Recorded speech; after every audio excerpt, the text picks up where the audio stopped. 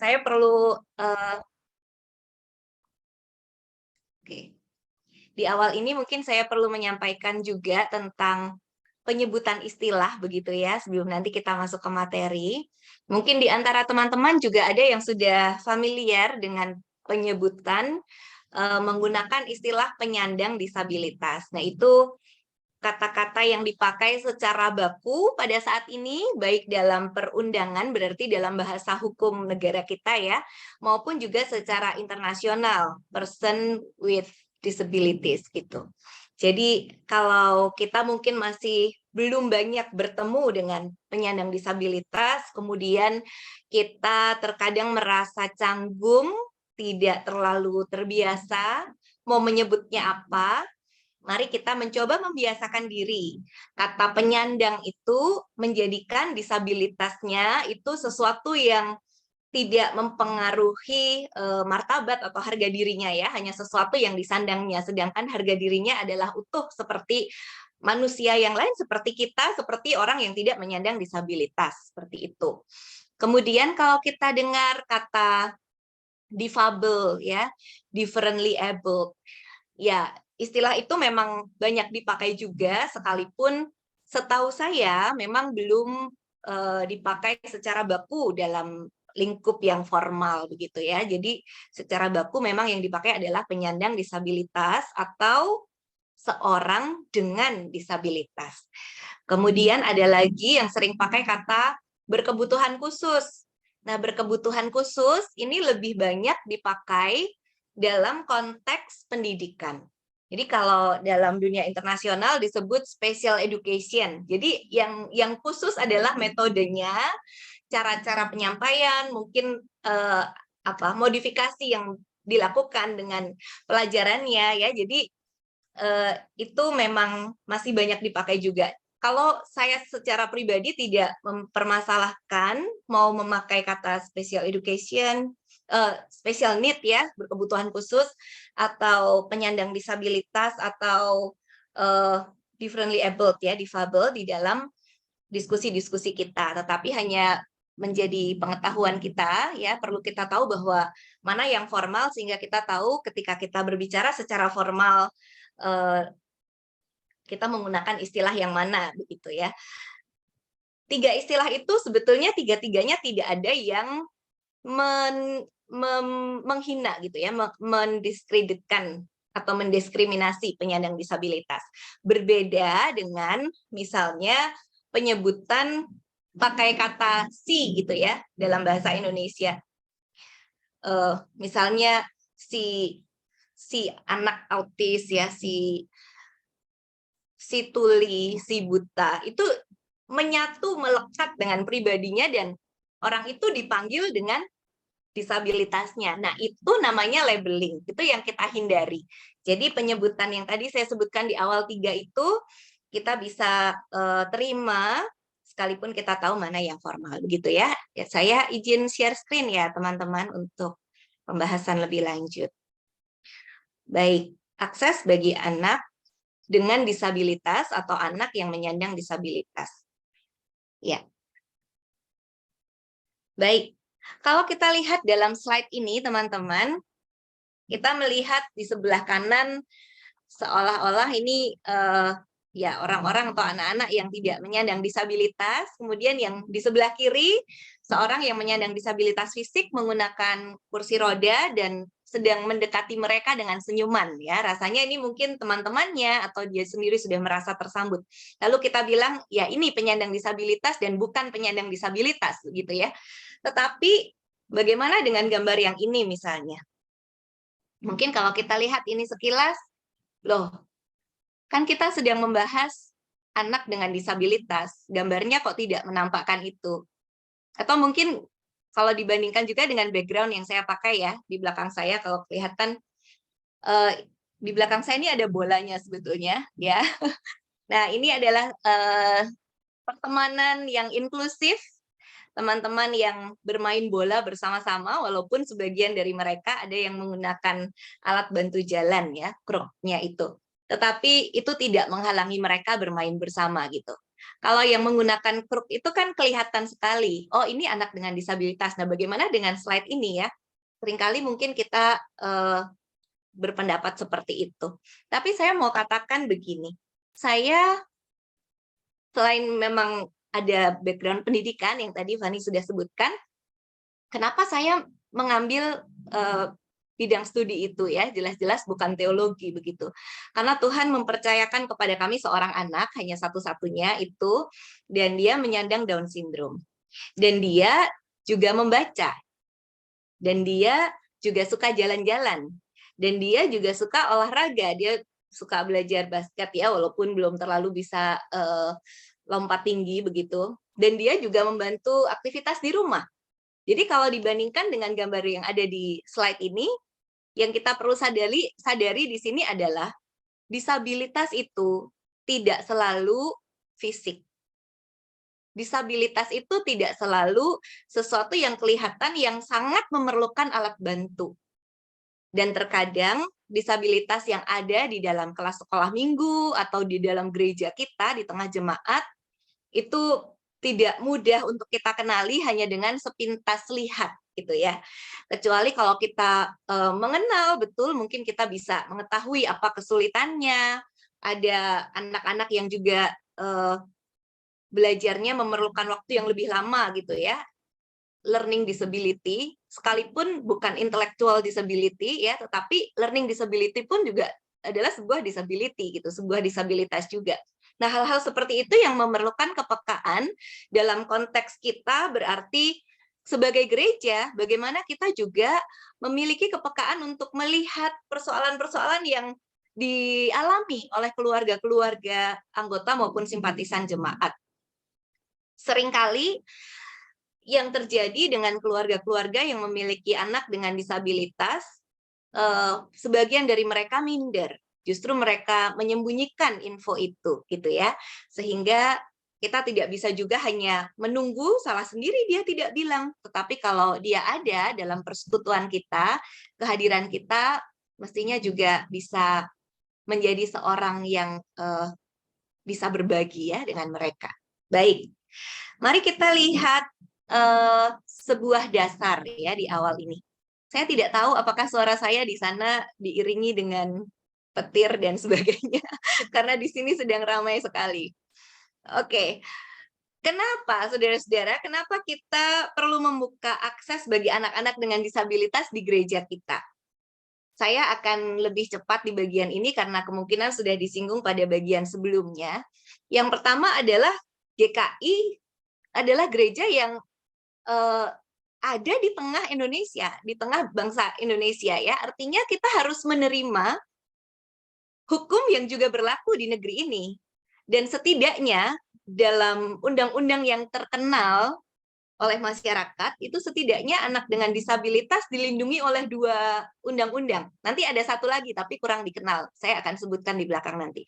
Tetapi yang sangat terkenal adalah Undang-Undang tentang Perlindungan Anak. Ini tadinya Undang-Undang tahun 2002 atau 2003 ya, kemudian diperbarui menjadi nomor 35 tahun 2014. Di sana dikatakan anak adalah seorang yang berusia belum 18 tahun dan termasuk yang masih ada dalam kandungan. Anak dilindungi haknya untuk hidup, untuk tumbuh, untuk berpartisipasi tanpa diskriminasi dan eksploitasi, termasuk bagi anak yang menyandang disabilitas. Jadi kelihatan banget di sini bahwa anak yang menyandang disabilitas itu juga dilindungi oleh negara.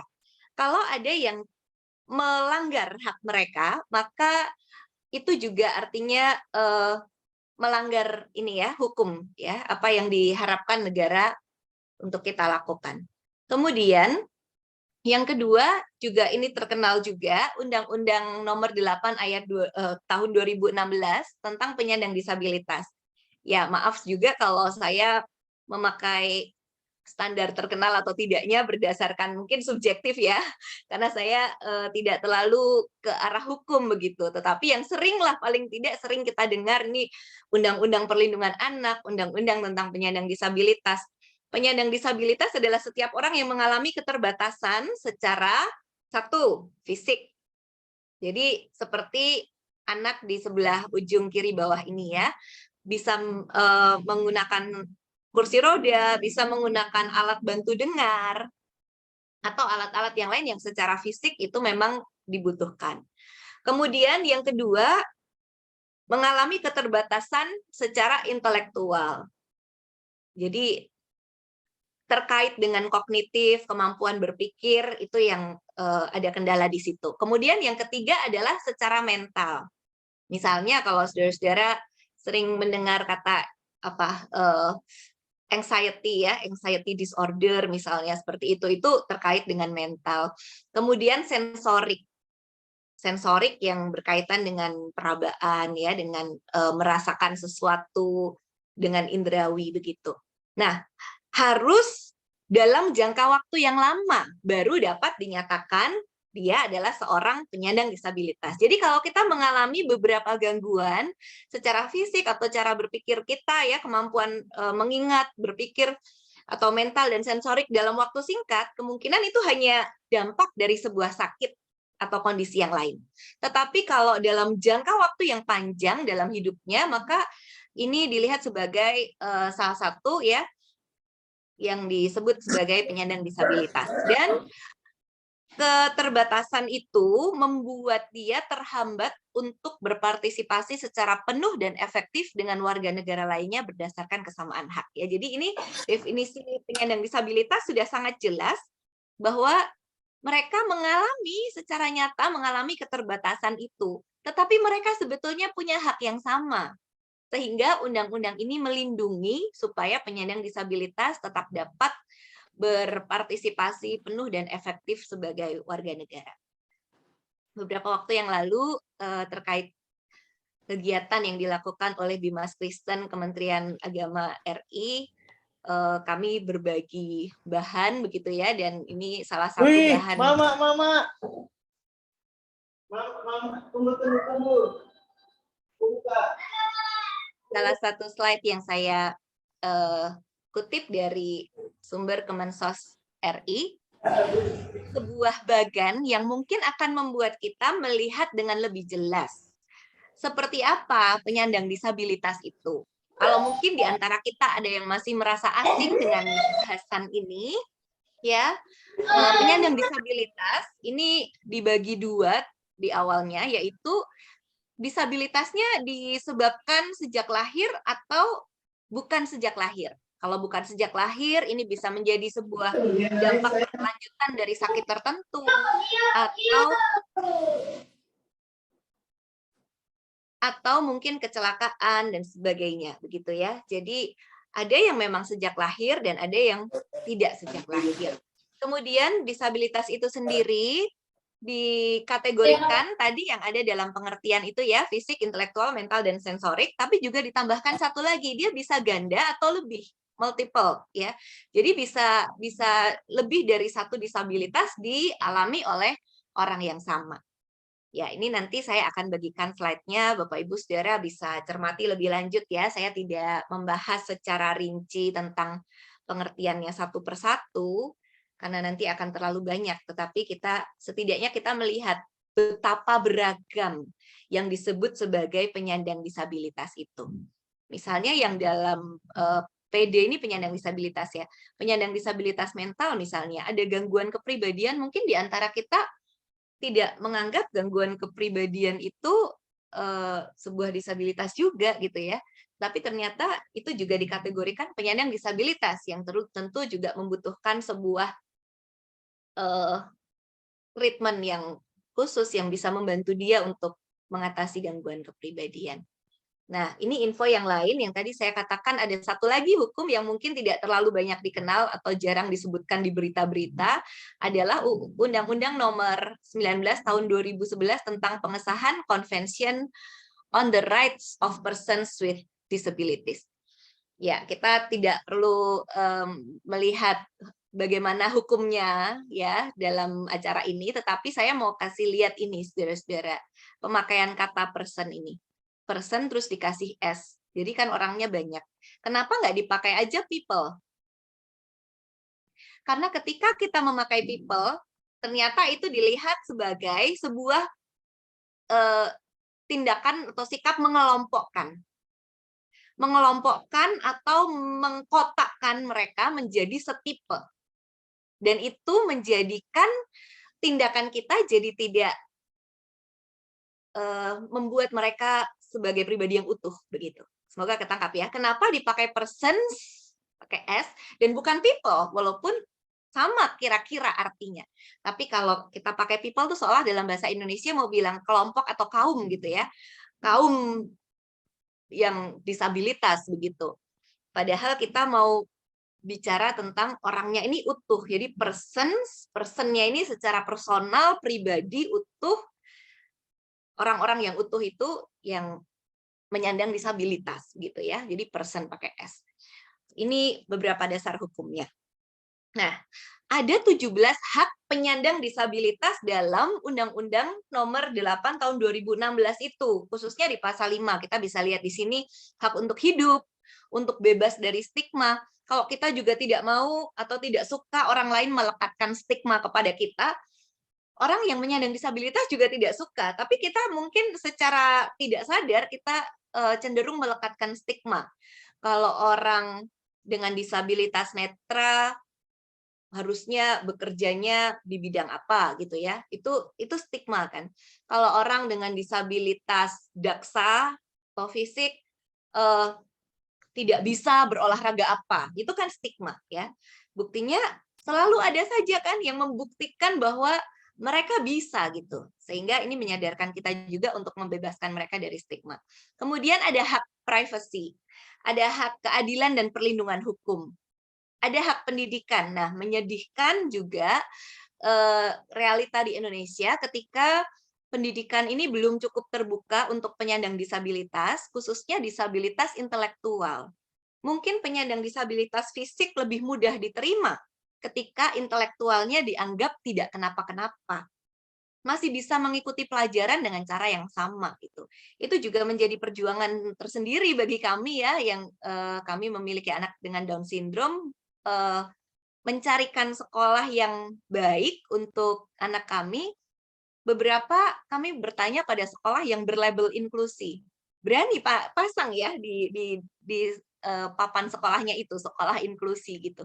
Tapi ketika kami bertanya, tanya-tanya tentang bagaimana cara masuknya, karena anak kami membutuhkan pendidikan inklusi dan seterusnya, sebagian itu menjawabnya, kebutuhan khususnya apa, Bu? Kalau autis kami bisa terima, tapi kalau Down syndrome kami tidak bisa terima. Itu sudah berlabel sekolah inklusi masih pada begitu juga gitu ya. Mungkin kita tidak bisa menyalahkan satu dua pihak karena memang rupanya secara menyeluruh belum ada kesiapan ke arah itu.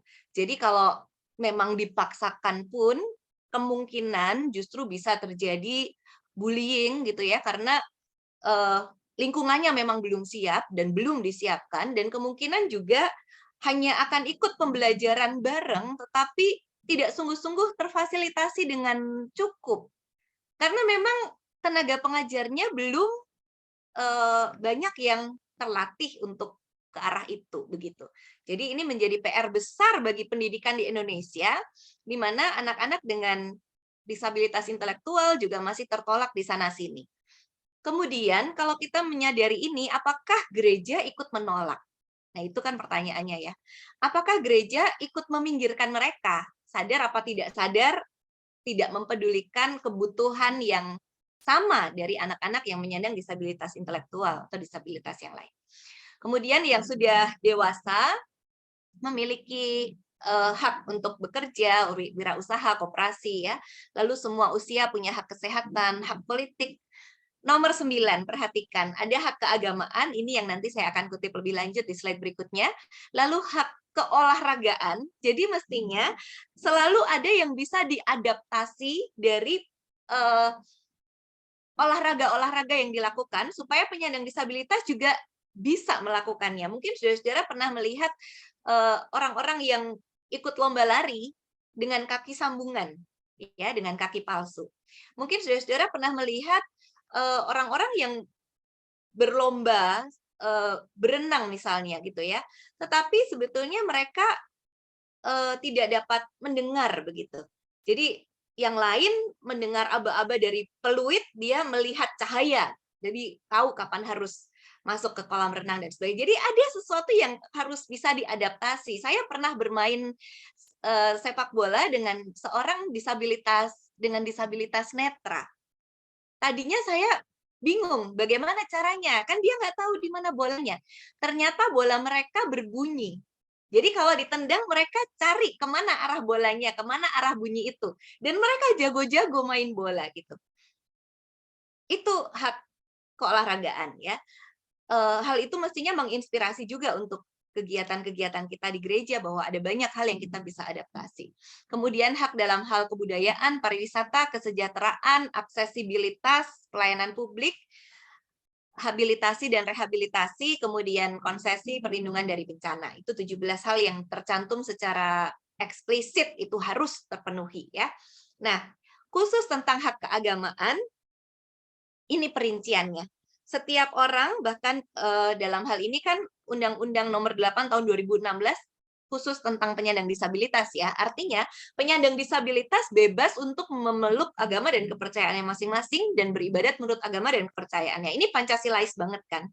Kemudian yang kedua, mereka harus mendapatkan kemudahan akses dalam memanfaatkan tempat peribadatan. Jadi kalau aksesnya ke peribadatan itu tangganya masih tinggi, berterap-terap. Mungkin banyak gereja masih begitu ya. Dari zaman dulu kayaknya nggak masalah, semua orang juga harus lewat tangga itu gitu kan.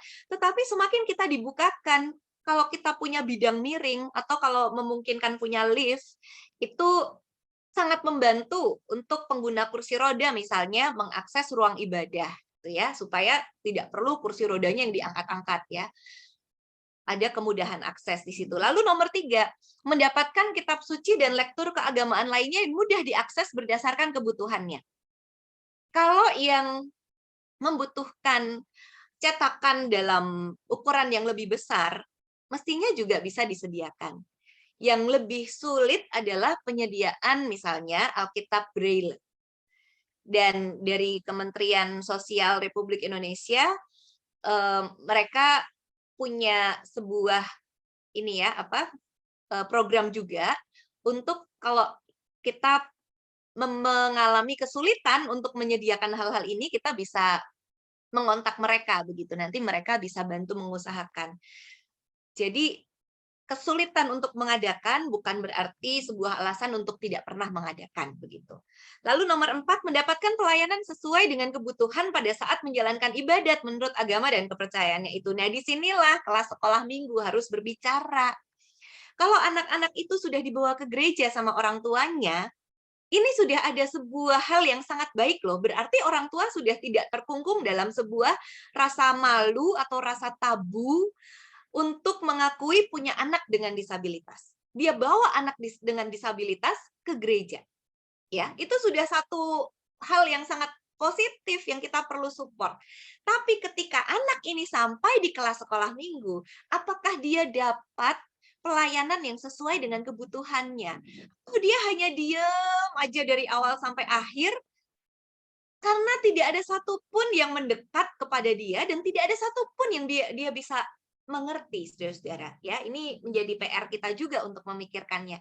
Bagaimana memenuhi kebutuhan setiap penyandang disabilitas di tempat ibadah dalam konteks gereja ramah anak di sekolah minggu atau juga secara lebih luas di lingkup gereja kita. Kemudian dia juga boleh atau punya hak untuk berperan aktif dalam organisasi keagamaan. Nah, ini hal-hal yang terkait dengan hak keagamaan gitu ya, terkait dengan undang-undang penyandang disabilitas tadi. Lalu ada yang disebut juga sebagai dasar hukum pelayanan publik. Ini lebih luas lagi secara kehidupan penataan sosial ya, penataan kehidupan sosial kita harus memperhatikan setidaknya 2 undang-undang ini. Nomor 25 tahun 2009 mengatakan ruang lingkup pelayanan publik itu meliputi pendidikan, pengajaran, pekerjaan, usaha, tempat tinggal, komunikasi, informasi, lingkungan hidup, kesehatan, jaminan sosial, energi, perbankan, perhubungan, sumber daya alam, pariwisata, dan sektor strategis lainnya.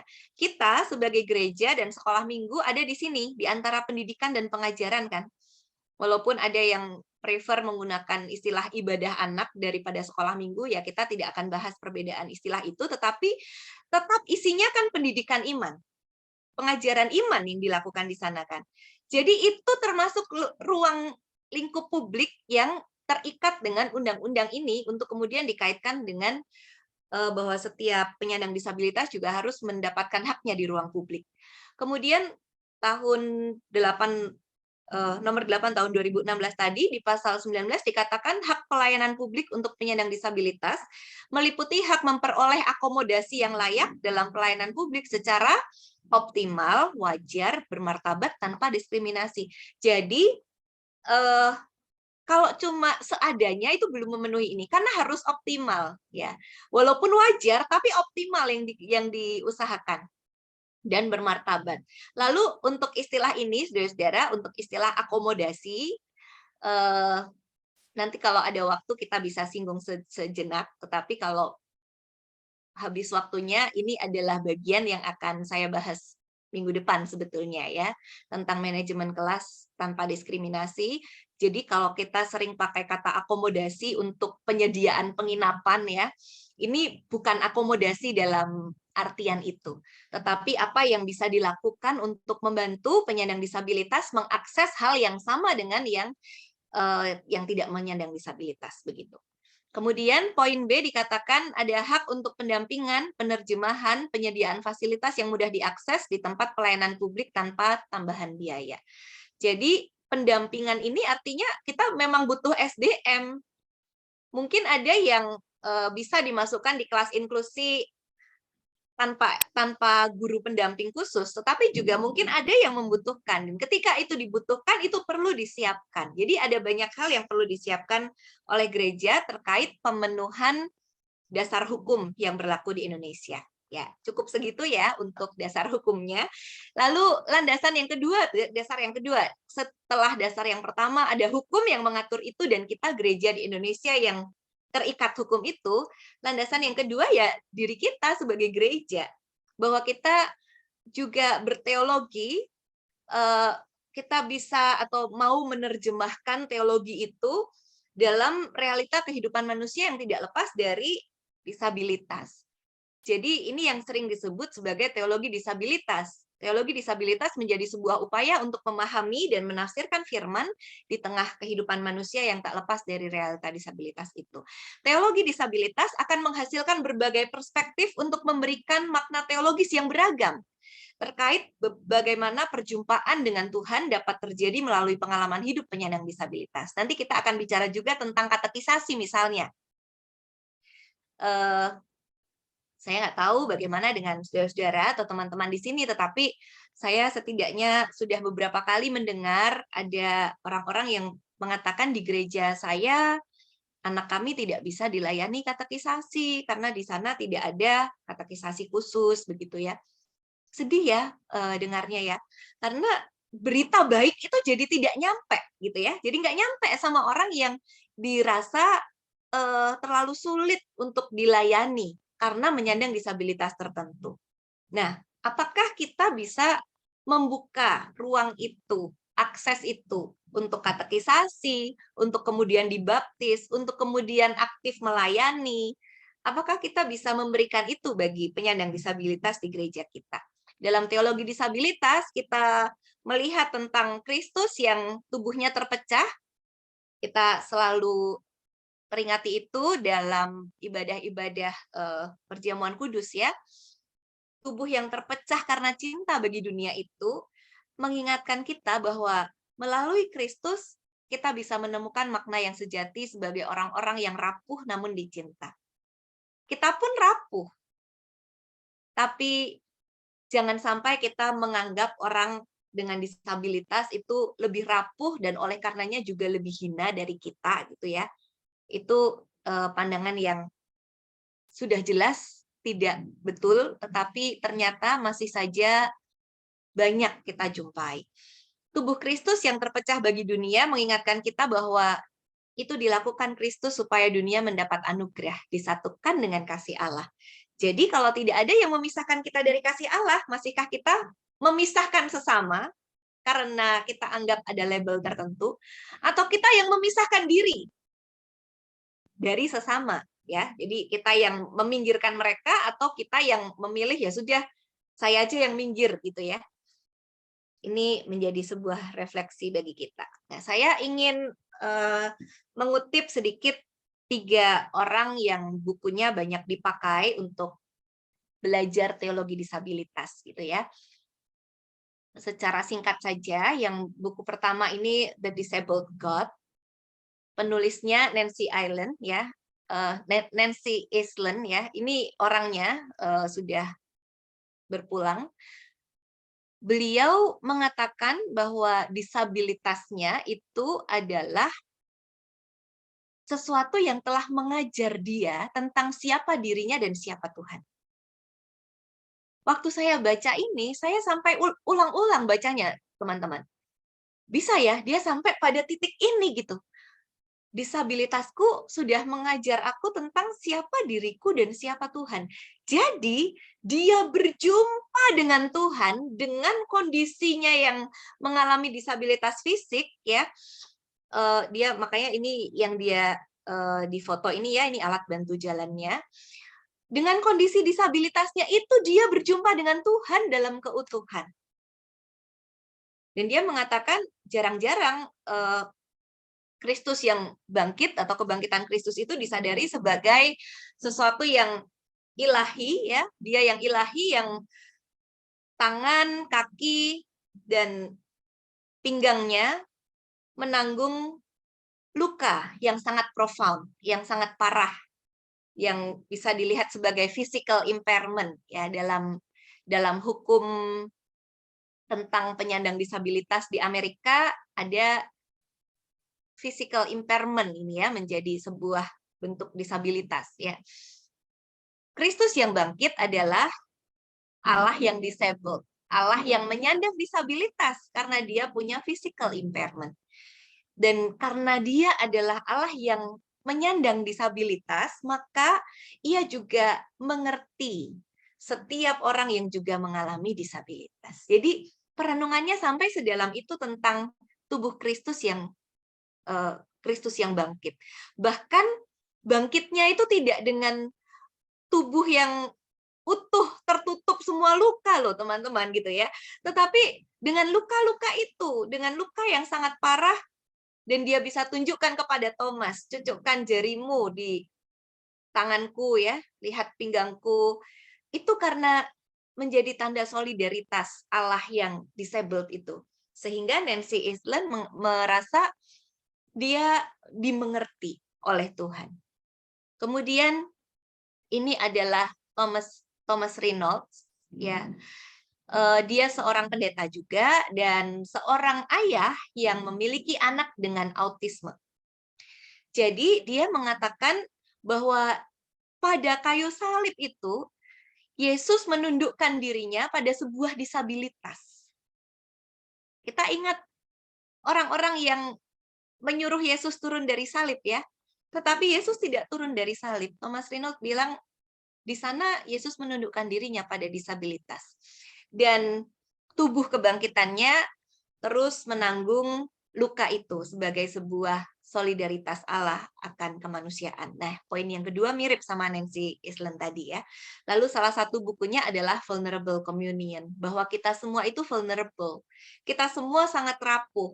Jadi mari kita menjadi orang-orang yang saling menguatkan dalam kerapuhan masing-masing.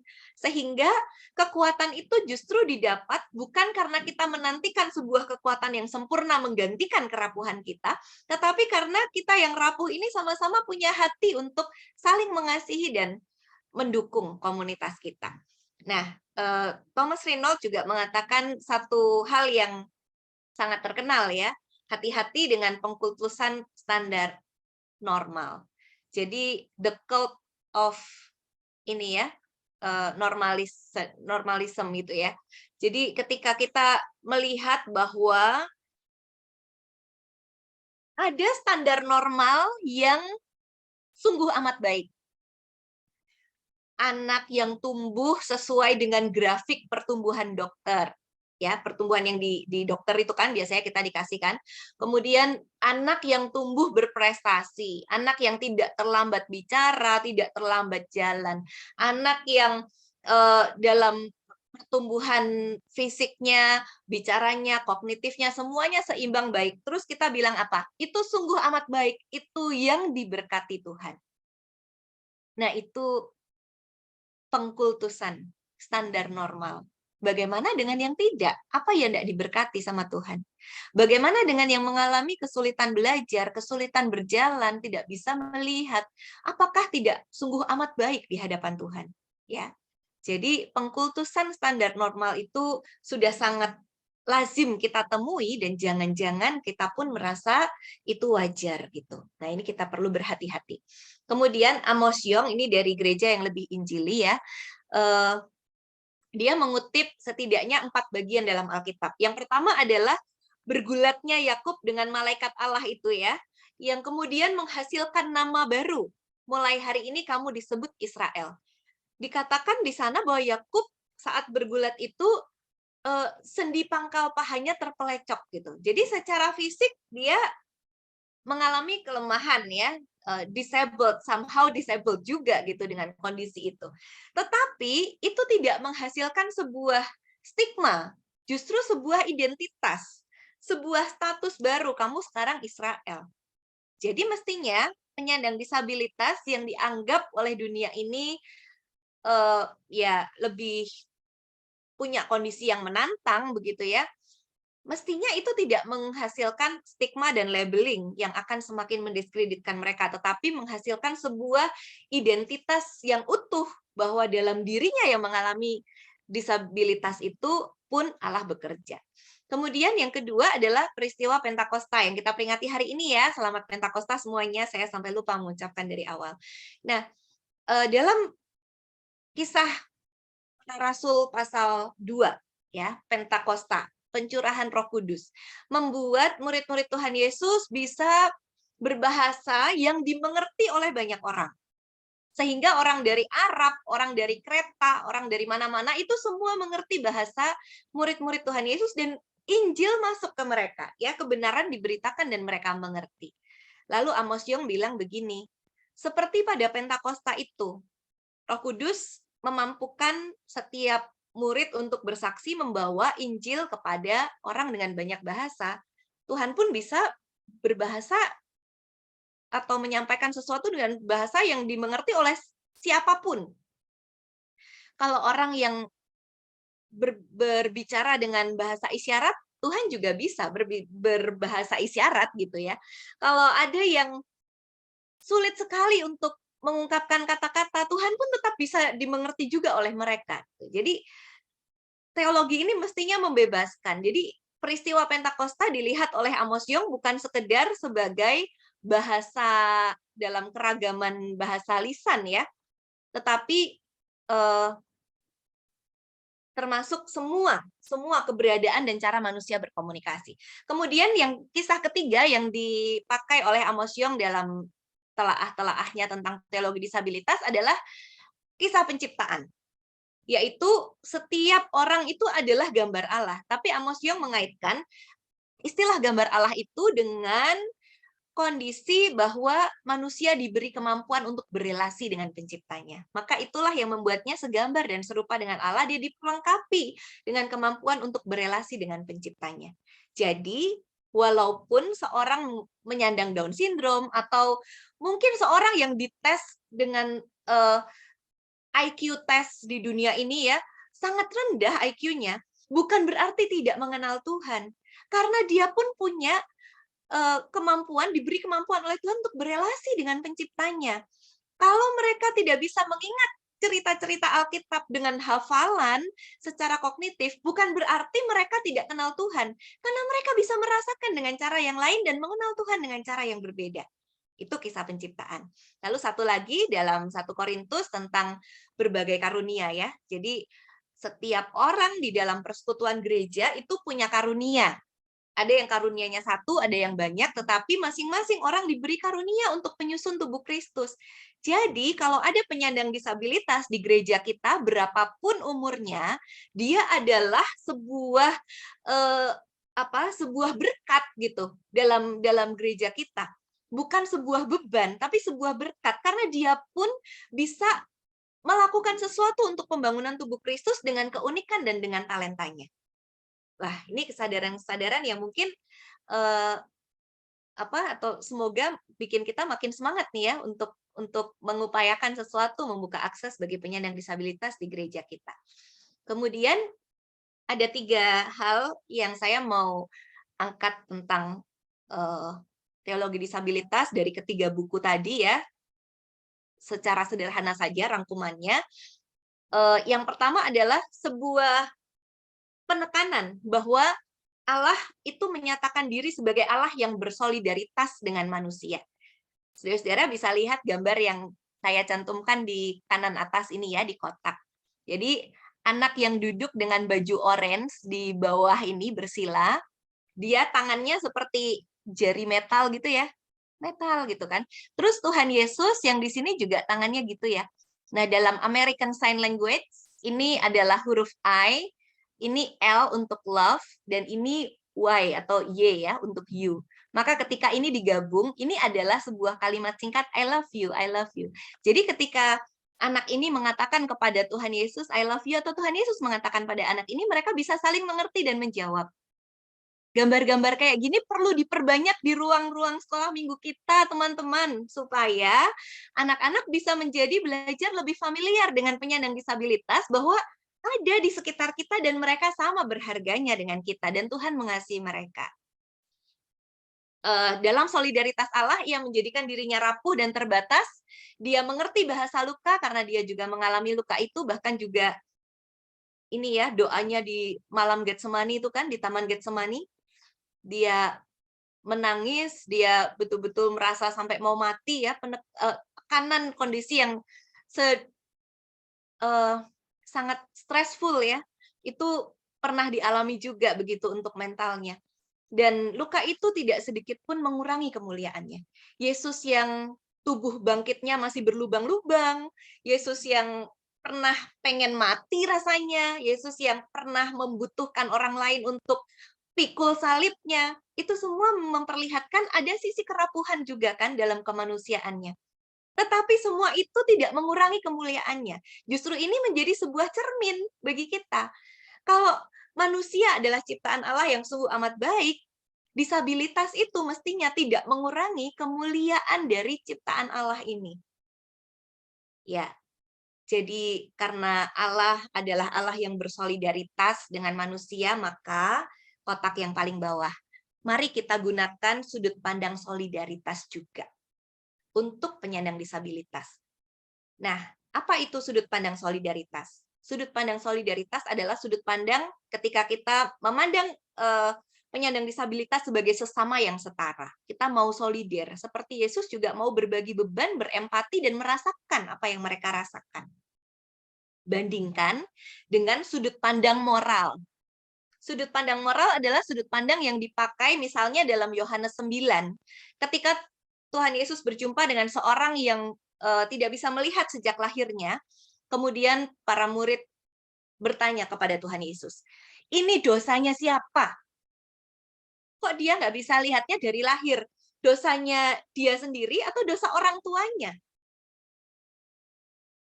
Ketika sebuah disabilitas dikaitkan dengan kutuk, hukuman dari kesalahan orang tua di masa lalu, dosa seorang pribadi, itu sudut pandang moral. Atau ada yang mengistilahkan juga sudut pandang spiritual. Ya, jadi selalu dikaitkan disabilitas itu adalah akibat masalah moral dan spiritual, gitu terus. Dan itu ternyata bukan pandangan yang dipakai Tuhan Yesus. Karena Tuhan Yesus bilang bukan dosanya dan dosa orang itu ya. Bukan dosa orang tuanya dan bukan dosa orang itu. Tetapi karena ada karya Tuhan yang harus dinyatakan lewat dia. Nah, ada yang kedua, sudut pandang medis. Kalau sudut pandang medis ini sebetulnya netral. Karena secara medis tentu ada standar-standar untuk mengukur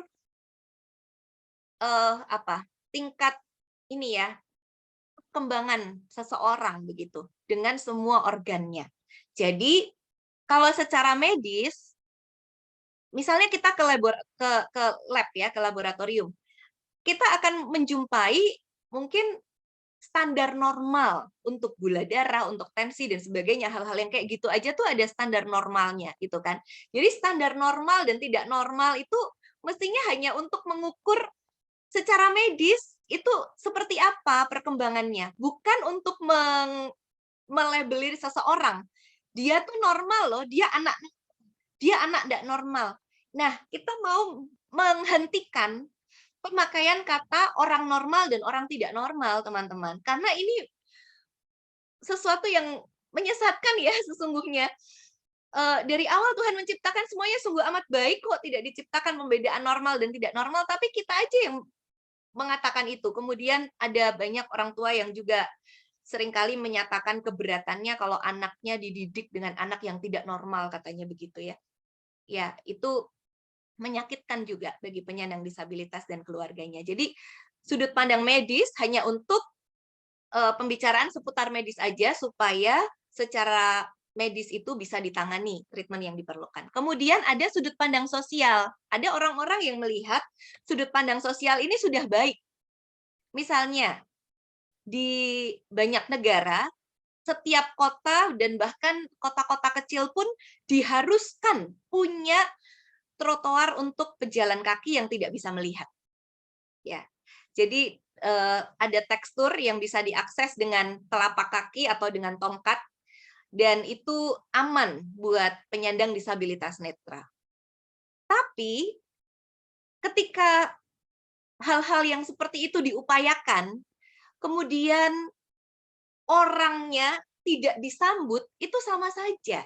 Jadi secara sosial fasilitasnya dipenuhi, tapi orangnya tetap tidak berteman, ya. Itu sudut pandang sosial yang sudah dianggap cukup baik tapi belum cukup. Tapi kalau kita melihat sudut pandang solidaritas, maka kita akan pertama-tama bersolidaritas dulu terhadap orang ini, apa yang dialami dengan disabilitasnya, harapannya, hambatannya dan sebagainya. Kemudian dengan rasa solidaritas itu kita bisa mengupayakan apa yang dibutuhkan dengan lebih baik, dengan lebih tulus gitu. Jadi dibalik, bukan disediakan dulu semuanya, entah mau jadi apa nanti orangnya, tetapi dikasihi dulu, diterima dulu seutuhnya, lalu kita menyediakan apa yang dibutuhkan. Ya, Allah yang bersolidaritas mengundang kita juga untuk bersolidaritas. Yang kedua adalah tentang acceptance, penerimaan. Penerimaan Allah sekaligus perkenan Allah untuk melibatkan setiap orang dalam misinya. Tadi kalau ditanya itu dosa siapa, Tuhan Yesus mengubah paradigma para murid dan orang-orang yang mendengar cakapan itu. Bukan tentang dosa siapa, bukan dosa orang ini dan orang tuanya, tapi karena pekerjaan Allah harus dinyatakan melaluinya. Jadi yang tadinya seorang ini menyandang disabilitas dan dia dianggap berdosa dan terkutuk dan dijauhi. Lalu apa pekerjaannya? Kalau di Alkitab kan terlihat ya, bahwa dalam masyarakat pada waktu itu seorang yang tidak bisa melihat ya hanya bisa meminta-minta. Seorang pengemis. Tetapi kemudian diangkat oleh Tuhan Yesus bukan dengan curing tetapi dengan healing. Ini beda. Kalau curing kita pergi ke dokter, masalah kesehatan kita selesai, kita udah nggak ada urusan lagi sama dokter. Next time, seandainya kita sakit lagi, kita datang lagi ke dokter yang sama untuk mengharap kesembuhan yang seperti yang lalu, begitu ya. Curing, kesembuhan secara fisik yang ya sudah terjadi begitu saja dan sebatas kesembuhan itu. Tetapi healing ini berbicara tentang keutuhan yang disembuhkan, dipulihkan, diterima, dilibatkan, yang dilakukan oleh Tuhan Yesus bagi orang yang kemudian bisa melihat ini adalah healing. Dia kemudian dilibatkan dalam karya Allah. Kamu yang tadinya dianggap berdosa, terkutuk, dijauhi, sekarang kamu sama berharganya dengan orang lain yang bisa membawa kabar keselamatan, membawa kabar baik. Jadi Tuhan melibatkan penyandang disabilitas yang hidupnya semula dilihat sebagai berita buruk bagi masyarakat, menjadi pewarta kabar baik. Bisa nggak kita punya paradigma ini juga, teman-teman, dalam pelayanan anak misalnya di sekolah minggu atau pelayanan di tengah gereja kita. Orang yang menyandang disabilitas yang mungkin banyak orang yang lain di tengah jemaat kita juga masih canggung untuk berdekatan dengan dia, tapi kita bisa lihat ini adalah seorang yang utuh di hadapan Tuhan dan dia pun bisa bawa kabar baik. kita mau menjadi temannya, kita mau menggali apa yang dia bisa lakukan dalam komunitas gereja, sehingga penyandang disabilitas bukan orang-orang yang perlu dikasihani, tetapi perlu diterima untuk kemudian dia punya akses untuk melakukan sesuatu yang dia bisa lakukan. Nah, dalam penerimaan yang tulus, setiap anak dengan kekhususannya itu tidak dilihat sebagai beban atau hambatan, tetapi sebagai orang yang punya kabar baik untuk diberitakan. Ya, ini menjadi tantangan ya, sekaligus panggilan bagi kita. Kemudian yang poin yang ketiga dari teologi disabilitas ini adalah Allah yang membebaskan. Sejak kisah penciptaan kita melihat semuanya dihadirkan Tuhan sungguh amat baik, dan setiap orang diberi karunia untuk mengenal Allah, setiap orang diberi talenta, ada yang 1, ada yang 2, ada yang 5, tapi tidak ada yang 0. Setiap orang percaya diundang untuk membangun tubuh Kristus. Jadi kalau selama ini gereja kita belum membuka akses bagi penyandang disabilitas, maka maaf, mungkin kita pun perlu menyadari kalau kita ikut membelenggu dan menyisihkan penyandang disabilitas. Dalam perjumpaan saya dengan teman-teman saat berbagi, biasanya ada pertanyaan seputar ini, teman-teman. Di gereja saya nggak ada kok yang menyandang disabilitas, gitu ya. Jadi tidak perlu menyediakan penerjemah bahasa isyarat, tidak perlu menyediakan bidang miring, karena juga nggak ada kok yang pakai kursi roda. Oke, 1, bisa coba didata lagi dan dilihat lebih jelas apakah memang tidak ada. Kedua, bisa coba ditanyakan pada setiap kita pribadi ya, berpulang ke kita lagi. Bukankah kalau akses itu dibuka, mereka akan datang? Selagi akses itu tidak ada, kalaupun ada dari jemaat kita yang mengalami itu, apa mau datang? Gak bisa mengakses kok. Lalu apa yang kita harapkan? Hal-hal yang semendasar itu ya, kita perlu renungkan lagi. Semoga kita tidak terlalu sibuk untuk itu. Bahkan kalau mau lebih menerima kerapuhan kita lagi nih ya, itu kan bisa terjadi anytime kepada siapapun. Memang kita tidak menginginkan, tapi kan tidak ada yang bisa menolak seandainya Tuhan izinkan itu terjadi pada kita atau pada keluarga kita yang tadinya nggak kenapa-kenapa, kemudian membutuhkan kursi roda, membutuhkan sesuatu yang lain ya, bisa apapun terjadi gitu. Tetapi ketika gereja sudah punya spirit untuk membebaskan dan tidak ikut-ikut menutup akses, semakin banyak akses itu dibuka, anytime mereka datang, mereka bisa tersambut ya, merasa di welcome dengan sangat baik begitu. Nah, bagaimana dengan penerapan dalam ibadah anak misalnya, bicara tentang gereja ramah anak? Saya mengutip Roma 10 ayat 14. Tetapi bagaimana mereka dapat berseru kepadanya jika mereka tidak percaya kepada dia? Bagaimana mereka dapat percaya kepada dia jika mereka tidak mendengar tentang dia? Bagaimana mereka mendengar tentang dia jika tidak ada yang memberitakannya? Lalu kita sibuk bilang apa? Diberitakan kok di sekolah minggu, setiap minggu loh. Wah, keren-keren guru sekolah minggunya. Oke, keren ceritanya, tetapi apakah bisa dimengerti juga oleh yang menyandang disabilitas?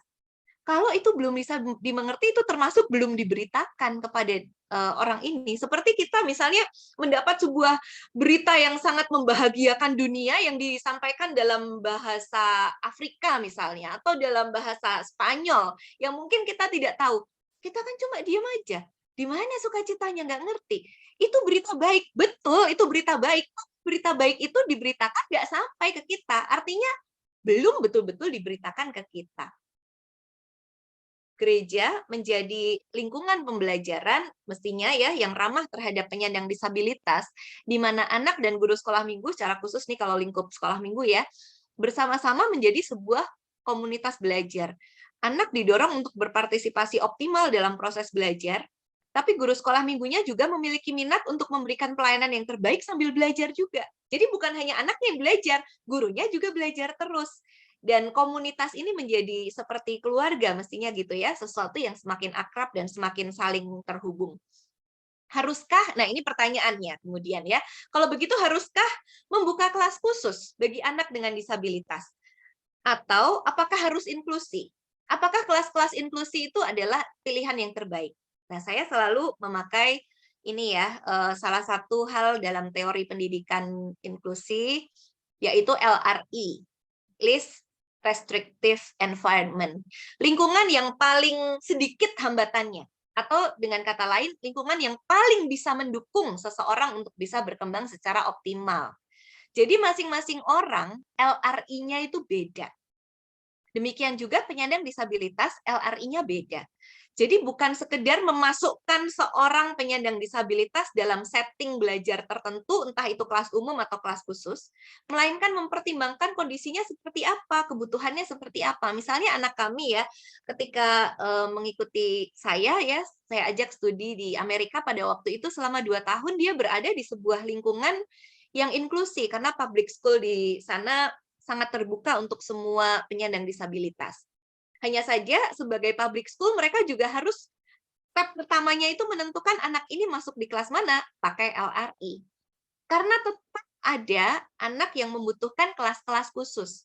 Mereka yang mungkin dengan anxiety disorder yang sangat berat misalnya ya, yang memang kalau dicampur sama 10 orang atau bahkan lebih, malah lebih anxious, lebih nervous, dan lebih tidak bisa konsentrasi. Itu lingkungan yang sangat tidak membantu dia untuk belajar. Ya jangan dipaksakan di situ. Sebaliknya, kalau seorang anak yang mungkin seperti Derin ya, anak kami, menyandang disabilitas intelektual, tetapi dia bisa berkembang kalau lingkungan yang rame-rame ini menyambut dia. Maka yang diciptakan adalah iklim penyambutan itu. Dan guru menjadi jembatan, menjadi lem, satu bagi yang lain anak-anak untuk bisa saling menerima dalam perbedaan. Itu LRI. Lingkungan mana yang paling tepat buat orang ini? Karena saya tahu juga beberapa pelayanan ya di gereja yang juga mengadakan kelas khusus ya untuk penyandang disabilitas. Dan semua anak yang menyandang disabilitas ya dididik secara khusus masuk ke kelas itu. Mungkin secara tujuan baik ya, sehingga bisa optimal SDM-nya yang mungkin juga tidak banyak yang bisa punya kemampuan untuk mengajar secara inklusi atau untuk anak-anak berkebutuhan khusus, lalu di-pool semua tenaganya di sini supaya ini optimal. Mungkin tujuannya baik gitu ya. Tetapi kemudian misalnya ada dampak ini. Ketika seorang anak yang menyandang disabilitas masuk ke kelas reguler, ke kelas umum, kelas biasa. Lalu temannya tanya, "Kamu kan harusnya di kelas itu." Nah, itu bisa membawa pada labeling. Tapi kalau kita pakai prinsip LRI, kita bisa melihat dulu dari sisi anak. Anak ini dapat benefit nggak kalau di lingkungan ini? Misalnya, ada anak yang LRI-nya itu kelas inklusi. Ya, nanti kita akan bicara tentang modifikasi, akomodasi yang kita mau berikan di kelas inklusi ya. Saya akan berikan lebih detail mungkin di pertemuan berikutnya. Tapi mungkin juga ada anak yang LRI-nya adalah kelas khusus. Jadi ini adalah sebuah effort yang kita tentu perlu hadapi juga sebagai gereja. Kalau tidak ada ruangan yang masih kosong gimana? Diadakan di jam yang lain. Tapi kebutuhan itu nyata, ada. Kita harus jawab sebagai gereja bahwa dia perlu kelas khusus untuk belajar firman Tuhan. Mungkin ada yang perlu kelasnya itu kombinasi gitu ya. Nah, kalau kombinasi ini kombinasinya bisa macam-macam dengan antara satu kelas inklusi dengan ruangan lain. Jadi kalau misalnya dia sudah mulai mungkin 20 menit gitu ya mendengarkan sudah rasanya tidak nyaman, dibawa keluar dulu ke ruang yang dia sendirian, atau dibawa jalan-jalan ke taman gereja, atau dibawa ke kelas lain ya. Melihat sebuah kondisi yang berbeda itu bagi beberapa penyandang disabilitas tertentu itu sangat membantu, sehingga ketika dia balik lagi ke kelasnya, dia balik dengan segar, berbeda dengan pada saat dia keluar. Satu catatan penting di sini adalah ketika seorang anak diperbolehkan melakukan itu karena kebutuhannya, keluar dari kelas dia harus didampingi. Kenapa dia keluar dari kelas? Karena dia sedang dalam perasaan tidak nyaman toh. Dan kita tidak bisa membiarkan anak dalam perasaan tidak nyaman keluar sendirian. Kita tidak tahu apa yang dia akan lakukan dengan atau tanpa kesadarannya. Jadi Bisa kelas kombinasi atau bisa dengan one on one setting. Ini untuk beberapa misalnya pernah kami jumpai juga dalam pelayanan bagi beberapa penyandang disabilitas yang multiple disabilities ya, yang mungkin secara fisik juga mengalami disabilitas, kemudian secara kognitif juga mengalami disabilitas, dan secara mental, emosional juga mengalami gitu. Dan betul-betul dia akan sangat terbantu kalau cuma satu sama satu nih, satu dia dan satu pengajar gitu. Nah, biasanya untuk hal-hal yang seperti ini bisa juga dilakukan dalam perkunjungan, misalnya di rumah, karena anak-anak yang mengalami anxiety disorder yang sangat tinggi, mungkin bahkan untuk ke gereja pun itu perjuangannya harus luar biasa. Jangan sampai untuk ke gereja pun menjadi sebuah beban ya. Kita kan mau memperkenalkan kepada anak ke gereja itu sukacita. Jangan justru dengan keterpaksaan karena dia harus menyesuaikan segala sesuatunya dengan harapan normal orang-orang yang lain tadi yang pakai kata normal itu ya. Kemudian kalau begitu ada hal-hal prinsip yang perlu diperhatikan baik dalam setting kelas inklusi ini yang rame-rame tadi, yang disatukan dengan tanpa penyandang disabilitas ya. Kemudian maupun kelas khusus dan kombinasi di antara keduanya. Antara lain yang perlu diperhatikan itu adalah hal atau aspek aksesibilitas. Kita cukup aksesibel, baik di kelas yang kita cuma sama satu anak, maupun di kelas yang homogen, jadi rame-rame tapi semua menyandang disabilitas, ataupun kelas inklusi, penyandang disabilitas dengan yang tidak menyandang disabilitas. Tetap sama-sama pentingnya untuk memperhatikan aksesibilitasnya. Apakah setiap anak bisa mengerti tema itu ngomong apa? Kalau temanya terlalu sulit kata-katanya, ada adaptasi yang kita bisa lakukan bagi penyandang disabilitas di kelas itu. Tujuannya bisa disederhanakan. Materi disampaikan dengan metode yang bisa lebih inklusif dan anak ini bisa mengakses dengan cara yang sedikit berbeda. Tapi pesan itu sampai, ya itu jauh lebih berharga. Kemudian aksesibilitas dalam hal konkret yang disampaikan itu konkret. Jadi anak tidak berpikir tapi tanpa tahu apa yang dipikirkan gitu. Misalnya nih teman-teman, kalau kita cerita tentang bangsa Israel ya, yang berjalan 40 tahun di padang gurun sebelum masuk Kanaan itu, kan buat kita sudah familiar sekali untuk mengatakan bahwa bangsa Israel ini tegar tengkuk gitu ya. Nah itu kata tegar tengkuk itu nggak ada dalam kosakata anak alfa sekarang. Apa itu tegar tengkuk? Kemudian bangsa Israel ini adalah bangsa yang gemar bersungut-sungut sama Tuhan. Apa itu bersungut-sungut? Nggak tahu loh anak zaman sekarang apa bersungut-sungut ya. Walaupun kata-kata itu ada di Alkitab, kita perlu secara konkret sederhanakan dan sampaikan kepada anak ya. Dalam setting kelas manapun itu sama-sama perlunya. Perlu penerimaan, komunikasi yang terbuka, iklim yang hangat, metodenya adaptable, terus ada proses yang resiprokal ya, artinya ada kesalingan. Jadi bukan hanya guru yang menjelaskan dan berharap anak itu tahu, tetapi anak juga bisa mengutarakan tahu apa tidaknya, ada pertanyaan apa tidak, nyaman apa tidak dengan proses itu. Kemudian partisipatif, lalu ada reinforcement ya. Reinforcement dan partisipatif ini saya akan lebih bahas detail di pertemuan berikutnya tentang manajemen kelas yang inklusif. Kemudian selain aksesibilitas, ada juga aspek perkembangan yang perlu diperhatikan terkait pelajaran iman dan itu harus dievaluasi secara berkala. Jadi kita perlu memperhatikan aspek fisik. Aspek fisik ini bukan sekedar dia sehat apa tidak, hari ini lari-lari apa tidak, kelihatan seperti anak sakit apa tidak, bukan sekedar itu, tetapi juga termasuk penglihatan misalnya. Ada anak-anak yang baca Alkitab itu kesulitan sekali ya. Padahal orang tuanya bilang ini di sekolah nilainya lumayan kok, nggak terlalu ketinggalan juga gitu ya. Tapi ternyata setelah diperhatikan lebih lanjut, buku-buku di sekolahnya di-print dalam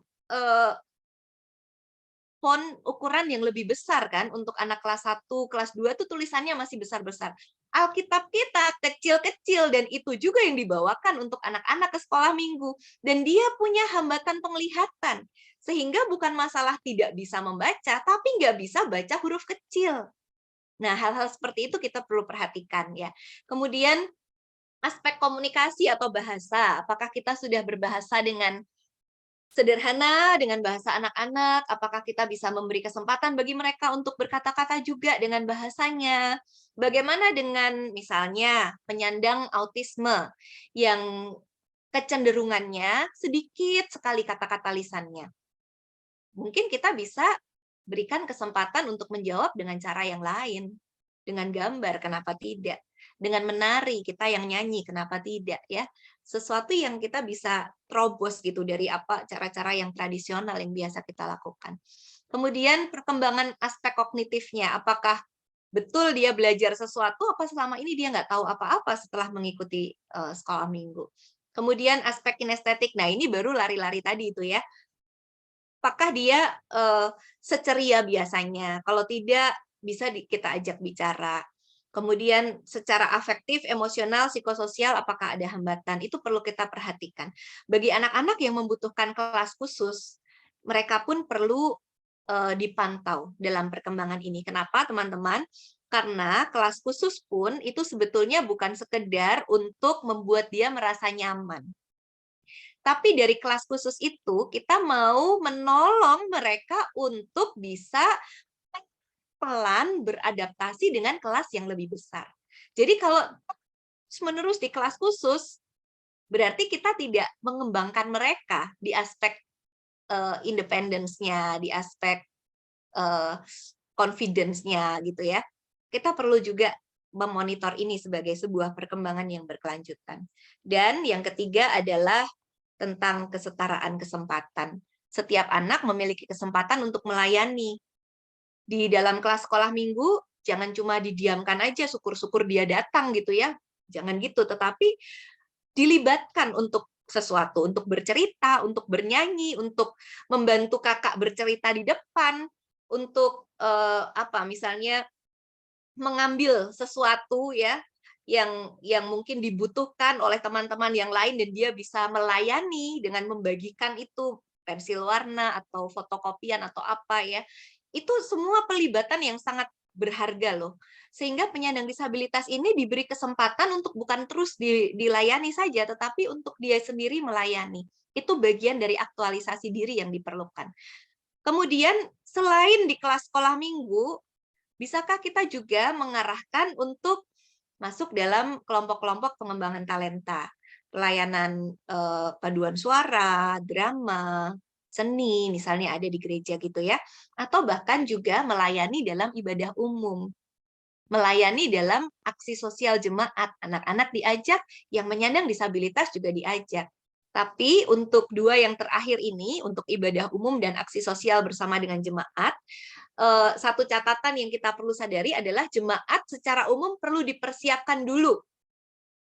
Supaya nanti anaknya sudah siap, jangan dia ditolak sama yang orang dewasa yang lain yang nggak tahu ceritanya kayak apa.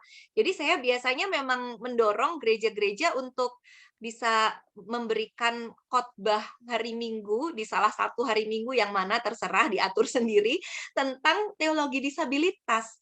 Karena kalau itu diseminarkan, mungkin tidak sampai 50% yang ikut mendengarkan. Tetapi khotbah umum ini juga bukan untuk menjebak ya, nggak ada pilihan lain loh, harus dengerin nih khotbah teologi disabilitas, bukan untuk itu juga. Tetapi sebagai sebuah sarana edukasi karena memang penting. Jadi kalau di sekolah minggu sudah dibangun dengan cara yang seperti ini, iklim dalam gereja itu juga harus dibangun dalam sebuah penerimaan dan keterbukaan. Sehingga kesempatan itu tetap bisa didapatkan. Misalnya saat Advent misalnya ya, seorang penyandang disabilitas yang membawa lilin, menyalakan di depan, boleh nggak?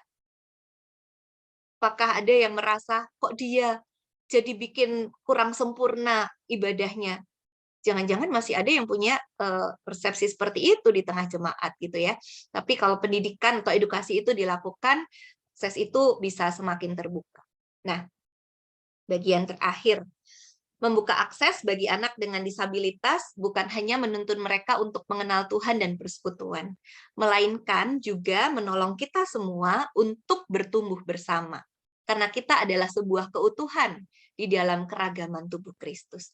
Jadi, teman-teman, ini bukan sekedar soal siapa lebih diuntungkan.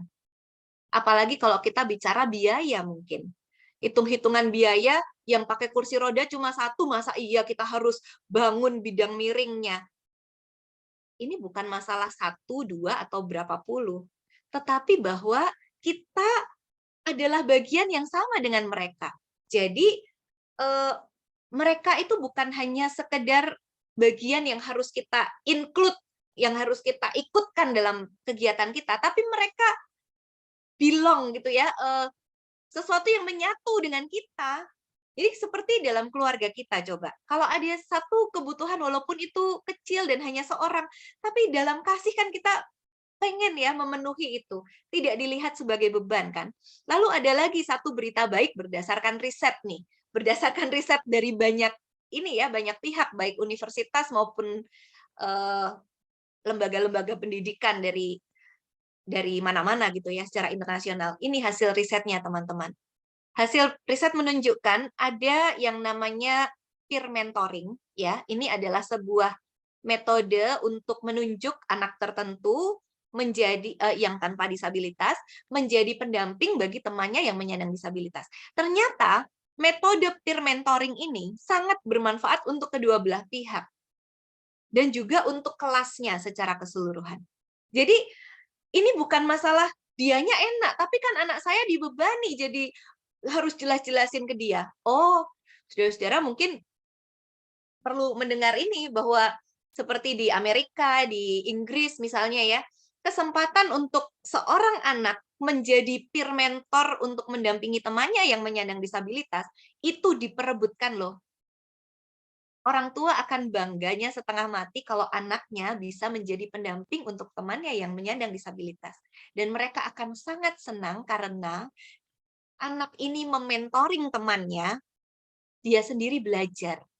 Dia sendiri menginternalisasi apa yang dia sudah pernah dengar dan pelajari, lalu menyampaikan. Itu skill yang dia tidak dapat di kelas dari guru, kalau dia tidak menjadi peer mentor bagi temannya. Dan anak-anak yang menjadi peer mentor ini, secara riset mereka juga dilihat mengalami pertumbuhan secara kognitif, intelektual ya, yang sangat pesat. Jadi sama-sama bermanfaat. Sama-sama kita saling membutuhkan dalam hal ini gitu ya. Dan juga untuk keseluruhan sebagai kelas, kelas itu menjadi lebih hangat. Karena ada teman-teman yang bisa menjadi jembatan bagi temannya. Dan bagi penyandang disabilitas itu sendiri, lebih merasa main kan sama temannya. Walaupun sedang diajari, seperti ngobrol sama temannya. Dalam rasa bukan belajar dengan guru, itu belajarnya justru malah lebih optimal, lebih terbuka, lebih gembira, seperti itu. Ya, itu hal yang kita perlu sadari juga untuk bisa kita terapkan. Lalu, kalau ditanya, kalau begitu contoh-contohnya dulu deh, apa secara teknis ya, sedikit saja untuk kita bisa merefresh bahan tadi.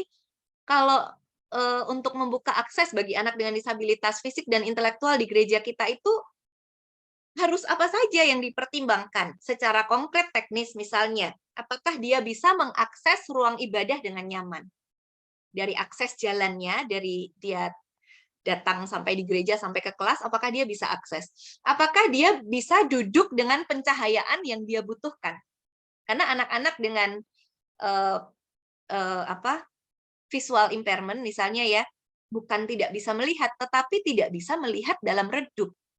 Itu juga cukup banyak ya, apalagi anak-anak yang sudah terbiasa nempel dengan gadget itu semakin banyak gangguan penglihatan yang bisa dialami. Nah, apakah dia cukup nyaman duduk di situ dengan pencahayaan di kelas kita?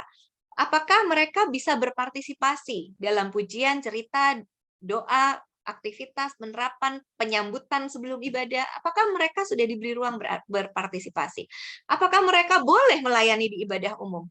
Kalau boleh, apakah mereka mendapatkan sebuah pendampingan untuk persiapan khusus supaya mereka merasa siap pada waktunya bisa melayani di ibadah umum? Apakah mereka bisa mengikuti kelas katekisasi dan dibaptis di gereja kita? Ya, kita perlu memperhatikan juga untuk membuat anak merasa familiar dan percaya diri dalam melakukan sesuatu. Mungkin kita bisa berikan prior knowledge, itu pengetahuan sebelum dia melakukan sesuatu, kita kasih tahu dulu. Nanti kamu akan melihat ini, nanti kamu ambil yang sebelah ini ya. Nah, itu prior knowledge ya. Bagi anak yang tidak menyandang disabilitas intelektual mungkin tidak terlalu perlu. On the spot aja. Satu kali dia melihat langsung dia akan ingat terus gitu. Tetapi untuk penyandang disabilitas intelektual misalnya ini sangat perlu. Dan itu perlu diulang-ulang, repetition ya. Pengulangan itu sangat penting. Lalu dia akan mengingat, oh iya nanti ada beberapa dia ambil yang sebelah sini. Itu pun perlu praktek. Prakteknya mungkin dia masih belum berani sendiri, perlu partnership. Mungkin dia masih gagal, perlu appreciation.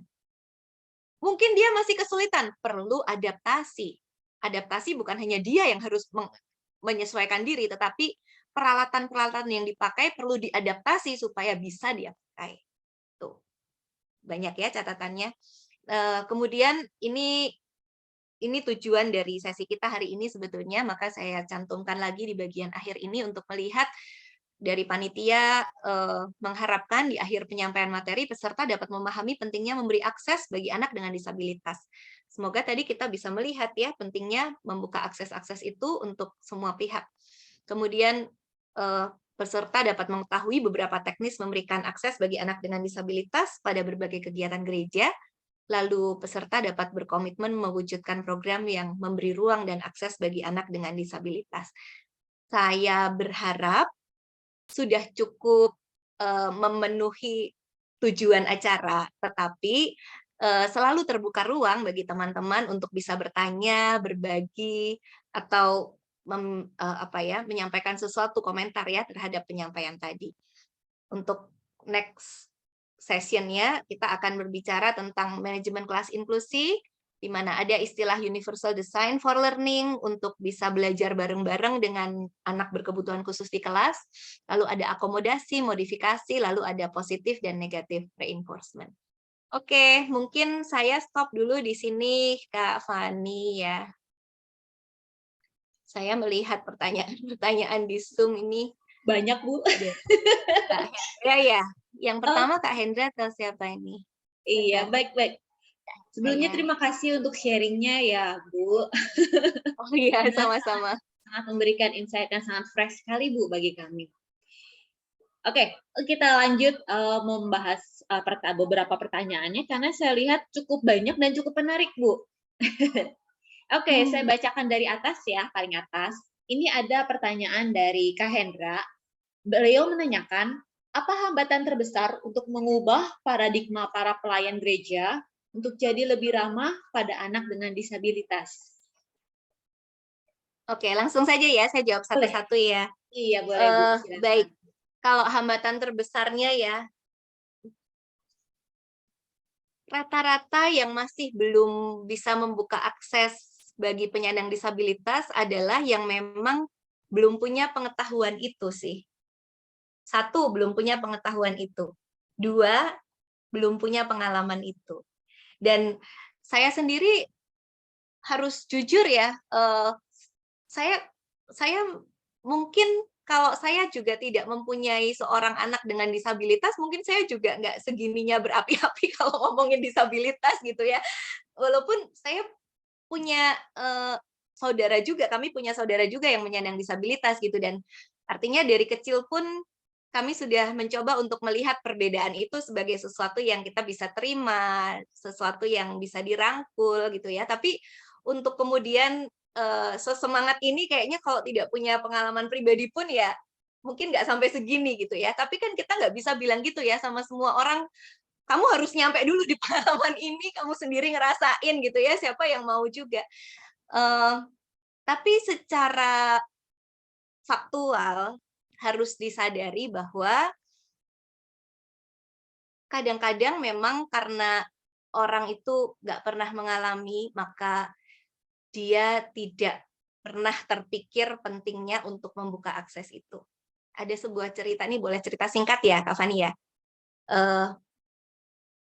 Seorang orang tua yang sangat merasa anaknya tuh super ya. Supernya dalam arti pinter, intelektualnya, kemudian dalam usia SD pun mereka melihat anak ini bisa berteman dengan sangat baik, punya teman-temannya dalam kualitas anak-anak yang baik juga gitu. Nah, sekolahnya menerima seorang anak dengan disabilitas intelektual dan orang tua ini marah-marah setengah mati gitu. Dia datengin eee, kepala sekolah ini ya dan mengancam, ya keluarin dia, kalau enggak saya keluarin, saya bahkan bisa ajak orang tua yang anak-anak yang lain buat keluarkan anaknya juga. Masa anak kami yang luar biasa ini mau dicampur, dididik bareng sama anak itu gitu. Eee, itu menjadi sebuah hal yang kemudian menggentarkan juga ya buat sekolah ini, sehingga walaupun anak dengan disabilitas itu dibilang boleh masuk di sini masa percobaan ya, dicoba dulu. Tapi kemudian keputusan dari kepala sekolah lebih diwarnai dengan ketakutan anak-anak yang berkualitas baik ini yang meninggalkan sekolah gitu. Sehingga ya sudah setelah masa percobaan di sekolah itu selesai, tidak diputuskan tidak bisa mengikuti pelajaran di situ gitu ya. Akhirnya anak ini ya tidak bisa bersekolah di situ dan yang lain lanjut. Nah, beberapa tahun kemudian anak yang super ini tadi ya mempunyai seorang adik dan bayi itu terlahir dengan disabilitas intelektual. Jadi saya nggak mau bahas karma ya di sini ya, bukan ke arah itu concern saya, tetapi ketika orang tua ini punya anak dengan disabilitas intelektual, dia nangis setengah mati, dia bilang, "Kok saya sampai hati waktu itu melakukan kayak gitu?" gitu. Dan dia membutuhkan itu kan, dia membutuhkan sebuah sekolah yang bisa menerima anaknya dan dia berharap bisa diterima juga oleh orang-orang lain. Nah, kenapa saya ceritakan ini untuk pertanyaan Kak Hendra tadi, kadang-kadang orang tidak sampai ke sana memang karena nggak ngalamin dan begitu mengalami sendiri baru tahu, oh kayak gini toh pentingnya. Tapi karena kita tidak bisa menyuruh semua orang harus mengalami, maka yang bisa kita lakukan adalah mengedukasi. Dengan lebih banyak contoh, dengan lebih banyak jejaring ya. Kalau kalau mungkin belum banyak pengalaman yang kita lakukan sendiri di gereja, gereja bisa berjejaring dengan lembaga-lembaga yang sudah melakukan eee, pendidikan inklusi misalnya, sehingga bisa belajar bareng lalu punya insight, nah makin sadarlah di situ gitu ya.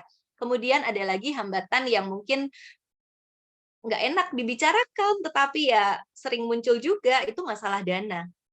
Kalau sudah berkaitan dengan dana, harus ada pelatihan buat guru sekolah minggu untuk menyadari ini, harus ada alat-alat yang disediakan, harus ada sesuatu yang dibangun lagi, itu biasanya langsung ditolak, gitu sih. Tapi saya masih berharap dengan optimis kalau kalau pendidikan atau edukasi itu dilakukan, itu akan paling tidak bisa membantu mengubah paradigma ini pelan-pelan. Mungkin itu, Kak. Baik Ibu, terima kasih. Itu sangat menjawab sekali. Kemudian kita langsung lanjut ke pertanyaan selanjutnya. Dari Kak Hendra juga, kalau tadi kan kita disebutkan untuk penyebutan anak-anak atau rekan-rekan kita sebagai penyandang disabilitas, bisa dengan difabilitas. Nah, Kak, kalau anak tidak dengan disabilitas, sebaiknya disebut dengan istilah apa tuh? Kan kalau misal normal dan tidak normal kan itu kurang baik ya. Menurut Ibu bagaimana? Anak tanpa disabilitas. Jadi kalau di undang-undang itu sendiri dipakai kata itu, anak yang menyandang disabilitas dan anak-anak tanpa disabilitas gitu. Karena berkaitan dengan definisi disabilitas tadi ya.